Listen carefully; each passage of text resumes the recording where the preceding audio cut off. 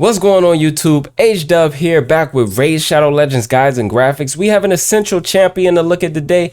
That is Scyl of the Drakes, who is the 180-day free login reward champion. We're going to take a look at the various areas of the game where she is viable based on her kit. We're also going to break down how she scales on the AftershockUnited.gg website, as well as the awesome infographic that we have put together for you guys, which will definitely be linked below. So let's go ahead and get into it.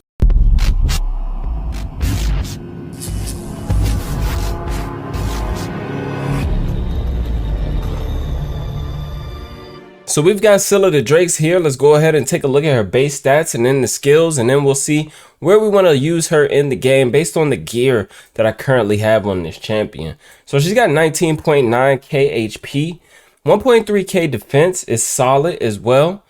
Low base speed is not great, and well, not low, but it's, it's not higher as some of the other revivers in the game are usually like over 100. Some of them are up at like over 110. She actually has high base crit damage, which is unusual, but you can build her to do some damage, especially in faction wars. You can like build her with a little bit of crit if you want and give her War Master for sure. And she has 40 base res, which can come in handy if you want to build her with some resist, but she's definitely going to need accuracy for what she does. So let's break down her kit. On the A1, attacks one enemy, has a 20% chance of placing a 30% decreased speed debuff for 2 turns. Also has a 30% chance of decreasing the target's turn meter by 15%. And you can book this up, extra 20%, so you get a 40% chance there, 50% chance there on the decreased turn meter. This is a strong skill to have on the A1, especially in Hydra, especially in the Iron Twins, where decreased speed really makes a difference, right? In the Hydra, you want to put up decreased speed on that head that cleanses, so that you're able to possibly get block buffs up and it doesn't get cleansed before the poison cloud goes up. So on the A2, she has an AoE which attacks twice, and each hit has a 20% chance of placing a stun debuff for 1 turn.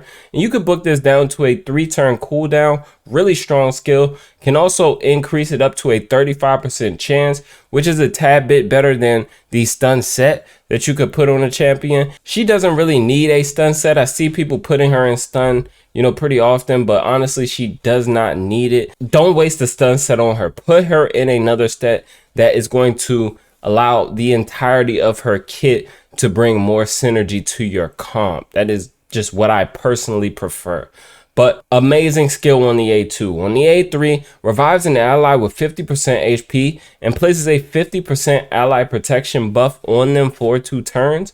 And this is on a 4-turn cooldown book. Now, the thing about ally protection that a lot of people don't know is that the amount of damage received actually scales off of crit damage. So you don't want to necessarily build her with crit damage, even though she has a high crit damage. Because she places ally protection, the more crit damage she has, the more damage she's actually going to take once she revives someone. And this is also a single target revive, so not the strongest revive. Obviously, an AoE revive would be an OP skill for her to have, but the passive skill heals all allies by 10% of their max HP at the start of each turn.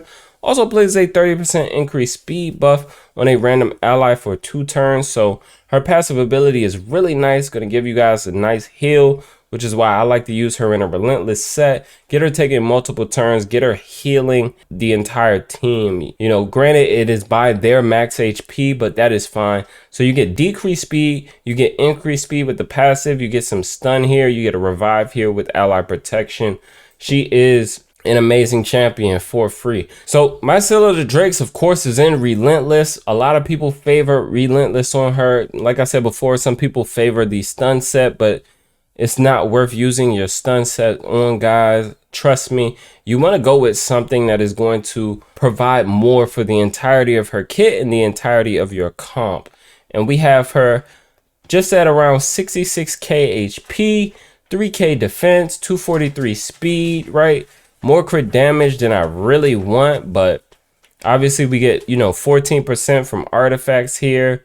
We get some from this affinity bonus, which is from the Great Hall. Kind of can't get around that because I have a max Great Hall. We also have 264 resist and 382 accuracy because you want to be landing these debuffs 100%. As far as the masteries go, I have her going down into Eagle Eye. If you primarily use this champion for faction wars or, you know, as a support for you in dungeons, you may want to go down into the War Master mastery. And let me move myself out of the way so that you guys can see what's going on here. So you may want to go down to T6 War Master on the offense tree if you really need to progress in a barbarian faction, right? And you need to get some damage up on the boss. War Master is a great T6 offense mastery, you know, to take in order to get damage on a boss, right? Especially on a champion like Scyl, who's going to survive.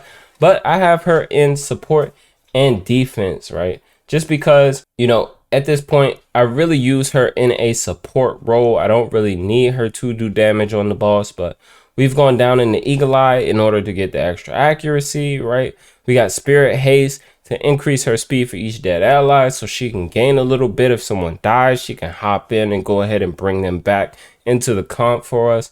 And we've gone down the defense tree, try to get some damage mitigation here, you know, get some more heals received by her. You can also go this way on the support tree to increase the amount of heals that she's going to cast for your comp.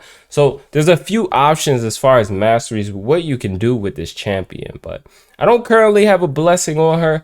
Would love to have like Miracle Heal or something like that. That would be really good for the Hydra boss, even though like they just completely destroyed the Hydra boss. But she, you know, with a high blessing of Miracle Heal, she could be a very viable option for you.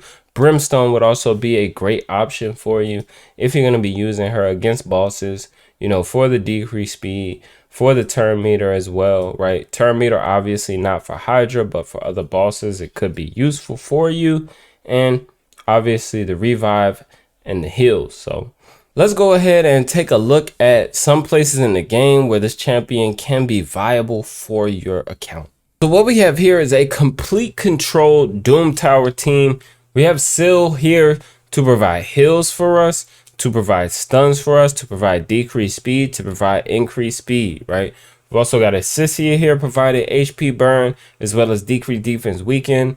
We've got a Crypt King here providing HP burn and freeze. We've got a Pytheon here who was a fusion champion providing some heals as well as a cleanse and a revive as well to complement Scyl. And we've got a Contra, also another fusion champion providing more control for us as far as debuffs go. So she's going to place decrease attack. She's going to place block buffs. She's going to place, you know, so I guess pure debuffer. But this team is going to be a complete control team. This is something that you could, you know, go with if you do not have, you know, a speed farm team, right? And as you can see there, Scyl getting a lot of stuns off. We've got the freeze, which immediately just allows HP burns to proc, get them through. As you can see, their HP is very low at the moment. We've got block debuffs from Pytheon, right? So we don't get provoked here. And we're just taking down this team, you know, effortlessly. Sissy is obviously bringing a lot here. We get provoked here, but stuns are proccing from Scyl. It's helping out a ton. They're not taking any turns. She's decreasing turn meter. Everyone's going to keep decreasing the turn meter, but we need to get... All right. Obviously, it's not an ideal situation to be decreasing the turn meter, but it's fine. Contra stole the debuff. Let's go. Back into it. HP burns on everybody. We get a stun off. That is clutch. It's fine here. All right. All right. That's fine. Pytheon bringing in some heals. And HP burn is going away. Freeze is doing its job. Scyll's giving us some heals off of the A1. This is a pretty safe comp to progress you in, you know, hard Doom Tower. You can use something similar with other champions, right? There are many champions that do HP burn. There are many champions that do freeze, you know. So you can bring in all kinds of things to make that happen. She used her stun there, just pop 2 more stuns off, and we got Contra bringing in provoke for us. HP burn, decreased defense weaken. Everybody's frozen right now. They're going to lose a ton of HP when they wake up. when they thaw out, to say the least, or whatever. Yeah. All right. Let's see Scyl coming back. Let's see Scyl come back around and give us some stuns here. There we go. 3 stuns popped off.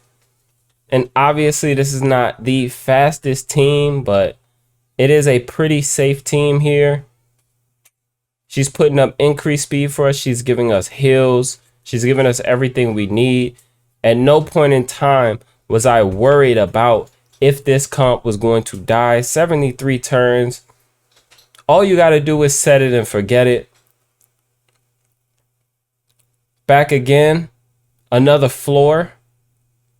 We get freeze. We get some stuns off. Obviously, we don't necessarily need the stun there, but it's good to see it go off, right? In case you don't bring in a Crypt King, right? You have Scyl, and boom, she's right back into the stun. She just popped that stun off back to back on him after getting an extra turn. So a very, very, very viable champion in the end game, guys. If you're not using this champion, but you're struggling to get through hard Doom Tower, I encourage you to invest in this champion. She is amazing. You can put some pieces around her to create some very interesting comps, right? Obviously, Scyl is a you know, some people would consider her not that accessible, right? But there are other options here, right? You have other HP burn champions, right? You have plenty of other options you could bring in, and we're just coasting through. I haven't touched anything. This has been on full auto, guys. And this is the hard Doom Tower, by the way. If I didn't make it clear before, we're getting a lot of damage out, right? And you can obviously bring anyone in that you want to do damage. You can bring anyone that you want in here.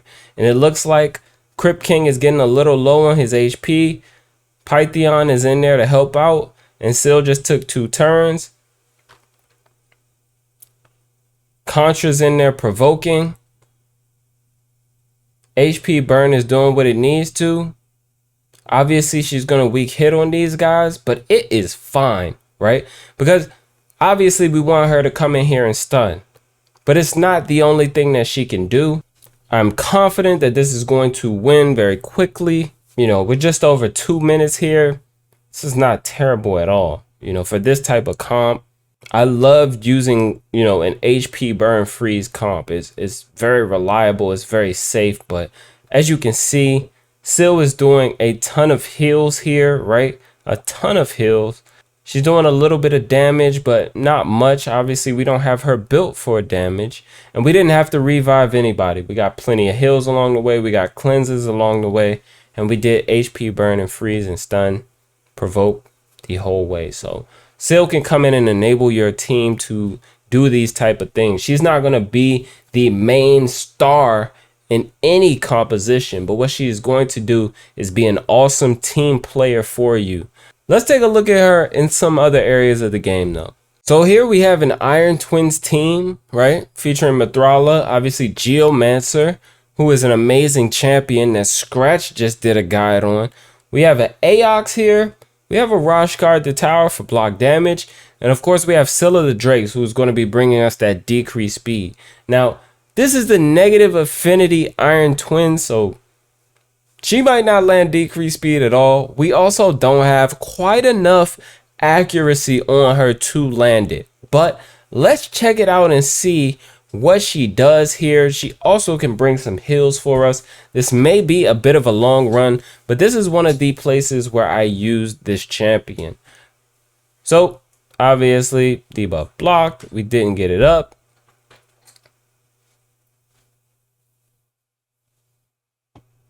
Debuff blocked again.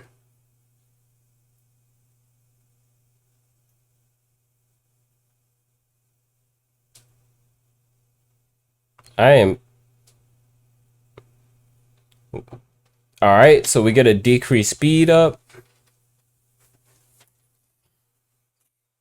All right, and decreased speed is just going to enable us to take more turns. It's also going to enable the boss to not get that boost of turn meter that he gets. Obviously, he has a passive which fills his turn meter by 10% whenever an enemy receives a buff. Will not fill their turn meter if the Iron Twins are under decreased speed. So this is why a champion like Scyl you know, actually has some potential here in the right comp, right? Obviously, we have other people who are the star of the show in this comp. Geomancer is the most OP damage dealer for this comp, as Scratch just told you guys. So he's putting up HP burn. We've got Scyl coming in with the potential to do decreased speed. Obviously, we are negative affinity for this boss. She's also placing increased speed on us whenever she takes a turn due to her passive. She's going to give someone increased speed. So that enables us to take more turns, even though the Iron Twins are also, you know, taking turns when we don't have decreased speed. He's getting that turn meter filled because we're getting, you know, a boost here. So that's just something to think about, right? With her passive placing increased speed, if she does not place the decreased speed, the boss is going to get some turn meter fill, but it does allow us to, you know, have a faster run. And as you can see here, a successful run with Scyl of the Drakes in there, providing some heals for us, kind of providing decreased speed for us, and just enabling us to have a bit more survivability. We did have the shield from Athrala and the cleanse, and obviously what everybody else brought to the table as well. But just showing that she is viable on the highest stage in the build that I just showed you guys, right? So this is the build. Again, one last time. It is also on the infographic. So, you know, the infographic will be linked below. This is the exact build that I am using on this champion currently. So if you are having any trouble with the Iron Twins, try to, you know, get a decent build on your Scyl of the Drakes, and then maybe she can help you out if you have some other pieces you could put around her. But in the meantime, let's go ahead and take a look at how she grades out on the AftershockUnited.gg website. So here we are on AftershockUnited.gg, and you can go ahead and search by any champion you want. Of course, Scyl of the Drakes grades out around a 63.5, which we may have to update a bit because honestly, she's awesome. But I think she enables your comp to do a lot more. She's not really a one-man show like some of the other revivers that, you know, you can put in certain areas of the game and you could bring in almost complete trash with them and they'll literally just carry the team like a duchess, right? That just kind of carries your team, right? I think a single target revive is what really holds her back, right? An arena of 58, so she's decent for arena, but not necessarily the type of champion you want to be using in arena. It takes a long time for her to, you know, you to benefit off of the heals that she provides. Decreased speed could be okay, but with today's meta, you don't really want a lot of debuffs. You would also have to build her fast enough if you want to bring her in as a debuffer, which you want to be bringing in other debuffs into arena. So not the greatest champion there. As far as faction wars is concerned, 98, she's amazing. Doom Tower, 75. She's amazing in Doom Tower like we just showed. As far as the Demon Lord is concerned, not necessarily the greatest champ to use there. In Hydra, 45, like I said, she's usable for that decreased speed, for those heals, especially if you have Miracle Heal, High Blessing on her. You could potentially use her there for the decreased speed and the increased speed on your champions. And the Spider's Den of 50, she's decent there, but you know, not the greatest option for a fast comp, but she can enable you to complete the Spider's Den with what she provides as far as her stun. If it lands, it's not 100% chance to land, and you know, not many debuffs are unless they can't be resisted, but she is an option. Also has a revive, also has a heal, also has turn meter control on the A1, so a potential option for free to players. Dragon's Lair 60, Fire Knight 52, Ice Golem 74, a little higher in the Ice Golem just because of the survivability she brings. You can also control the turn meter of the Ice Golem. You can control the turn meter of the Fire Knight as well, but she's not necessarily going to help you get the shield down reliably. She could help you with some turn meter control if you build her really fast, but then again, she does not have a 100% chance to do turn meter control on her A1, which is why she doesn't have a higher, you know, ranking here. But in Ice Golem, solid champion. In Dragon, pretty much, you know, majority of the revivers are going to be at least decent there. She can bring in some heals as well, but for the majority of the player base at a certain level, you're not going to need a reviver there. She can help you on the waves for the stun, but as far as the boss goes, not going to be someone who's helping you take down these bosses, just going to enable your comp to do a bit more for these bosses. Like I said, in the Iron Twin, she is a viable option, but obviously the Iron Twins rotates affinity. On particular affinity, she's going to be better. On others, she's not going to, you know, she's not going to shine, right? And obviously not 100% chance to land that decreased speed, which you really need. But with the extra turns for Relentless, could go ahead and get something going there. So decent rating the Iron Twins. I might bump it up a notch just because I think she is pretty viable there if you don't have any other options. As far as scarcity goes, you can get this champion for free just by logging in. Are there other champions that do what she do? Yeah. Are there other champions that do all that she do? Not quite. So not the highest scarcity, but we do have stun champions, right? We do have revivers that are better revivers. We do have healers that are better healers, right? Her kit is obviously amazing, you know, when you bring it all together, but it could definitely be a bit better if she had a higher percentage on the debuffs that she did, and maybe the heal was based off of her max HP. I would say the scarcity would be a tad bit higher, right? As far as progression goes, though, a 96, because she's literally amazing for progression, an accessible champion. She brings a lot to the table. As far as in-game viability, a 62, because, you know, like we just showcased her in some of the in-game content. So hard Doom Tower, Iron Twins 15, you know, this is sort of in-game, late to in-game content. She is kind of viable there, but there are champions that are significantly better than her there. And it's all going to be gear dependent. It's all going to be account dependent, because it's going to really depend on the other champions that you put with her. So like I said, Scyl the Drakes, amazing, amazing, amazing champion, right? That is all for today, guys. I hope that this build really, you know, and this showcase really, you know, got you motivated to use your Scyl if you need some progression in those areas that we showcased there. So until next time, guys, I've been HWZ. Be good and be well.